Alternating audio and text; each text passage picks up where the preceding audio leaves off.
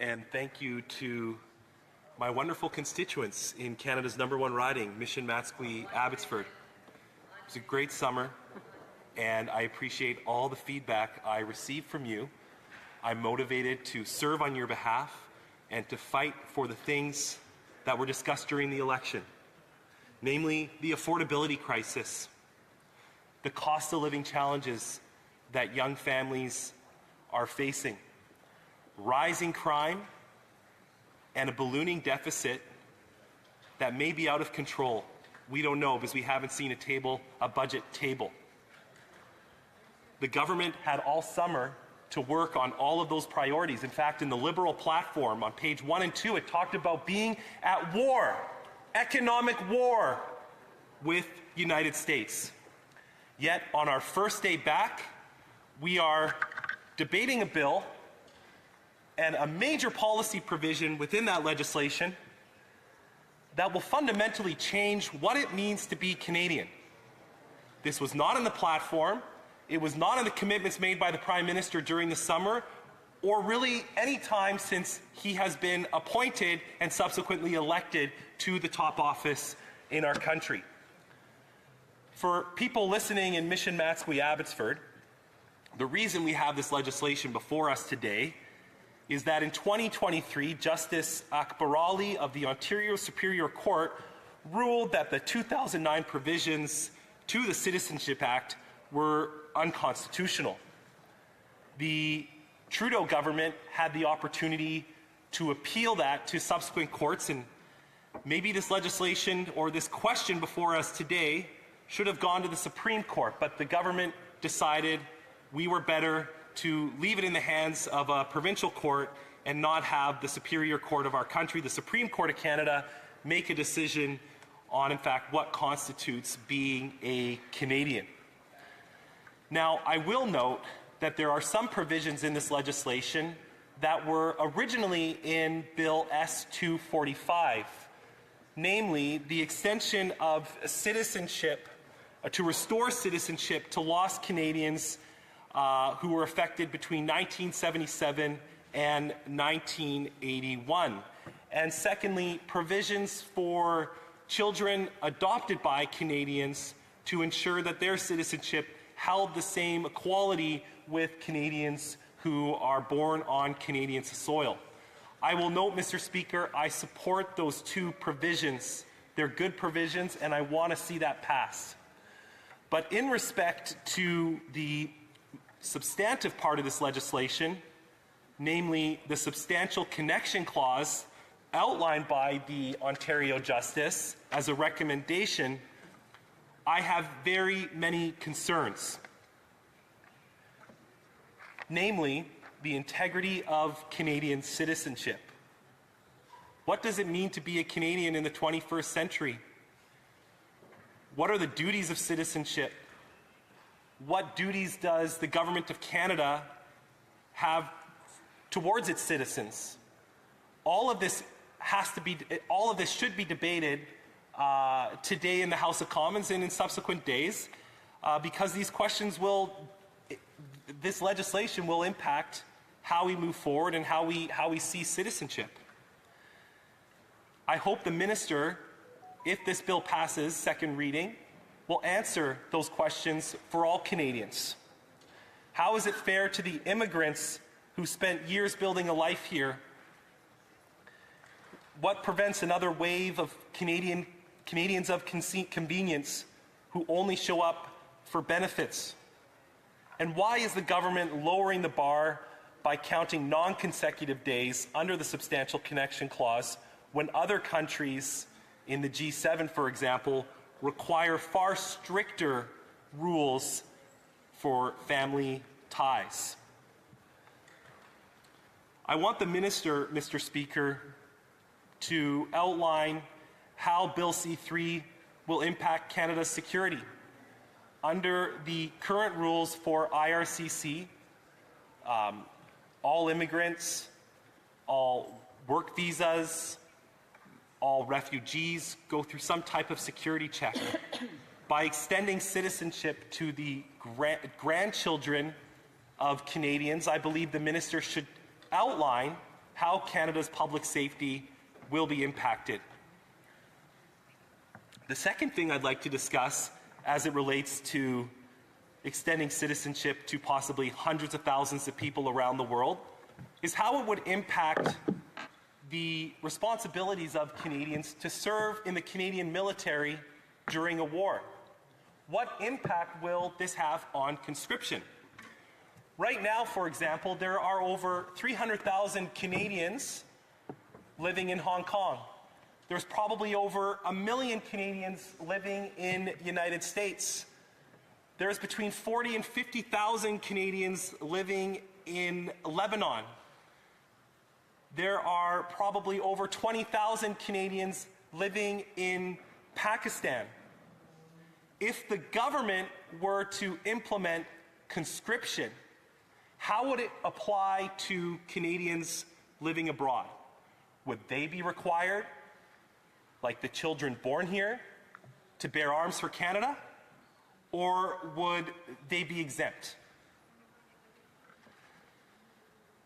The second aspect of obligations related to this legislation, we've seen it bear out in previous natural disasters and conflicts around the world, namely in Lebanon. Indeed, Prime Minister Harper brought in stricter generational limits to citizenship in response to the outcry from Canadians who wondered why the Government of Canada had to send military, the Royal Canadian Navy, to rescue hundreds of thousands of Canadians who were living in Lebanon without any real ties to our country anymore, but who still upheld Canadian citizenship. The government did the right thing, something I support, and they went and they protected those people.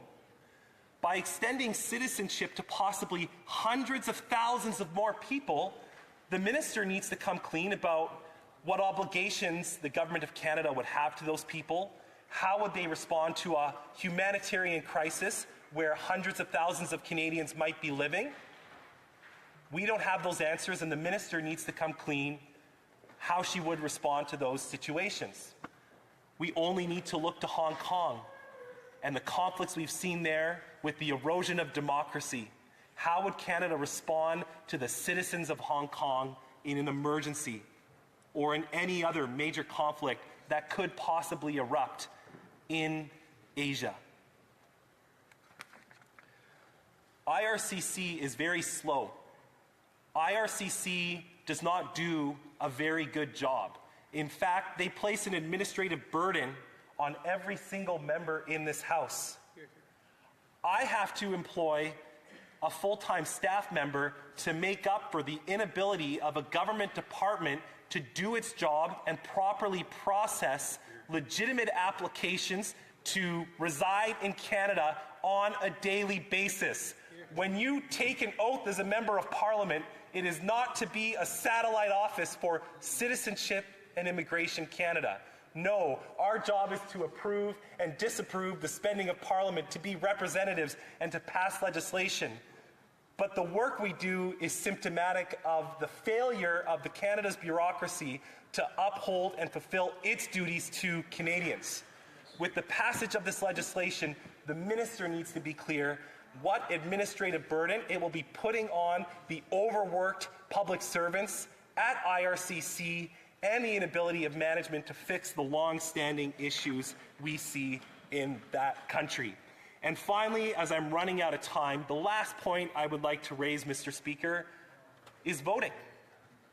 If we extend citizenship to hundreds of thousands of Canadians who are the descendants of people born in Canada, their grandchildren, how will that impact elections?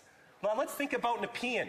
Mr. Chandra was ousted from the Liberal Party after he ran for Liberal leadership.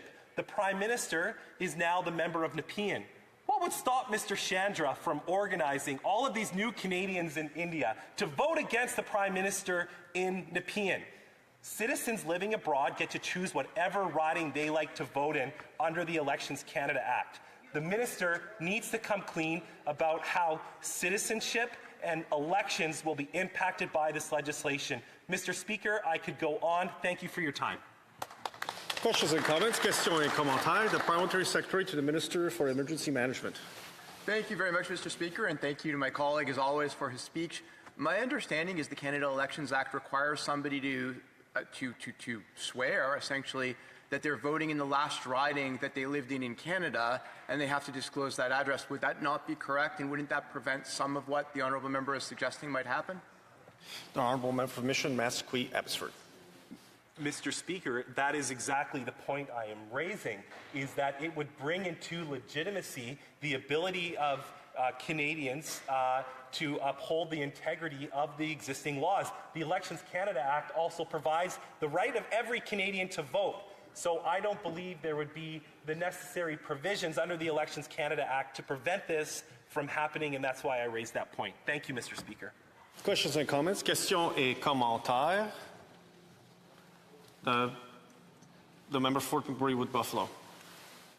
Thank you, Mr. Speaker. It's an honor to rise here today as a member for Fort McMurray Cold Lake to ask my colleague from Mission Matsqui Abbotsford a question. And my question to him is he raised many important points, particularly around the changing work in our constituency offices. And I know many offices face issues similar to what he's raised, where a vast majority of our work is doing immigration caseload. And so I was wondering if he could get into detail a little bit more of some of what he's seeing in his riding. The member for Mission Matsqui Abbotsford. Well, thank you, Mr. Speaker. And I'll say one thing. I've dealt with lost Canadians and the struggles that they've faced. And I'm glad that this bill includes the provisions from Bill S-245. That's very important. I want to see those people made whole, and I want to see that passed. But in general, there is a lot of pressure on my staff to deal with people in very precarious situations. It's the temporary foreign worker who hasn't had a proper work visa for the last couple of months, who's now working under the table and is at risk of being trafficked. There is a lot of abuse in the temporary foreign worker program, and they come to MPs looking for help. They can't get that help from the government agencies.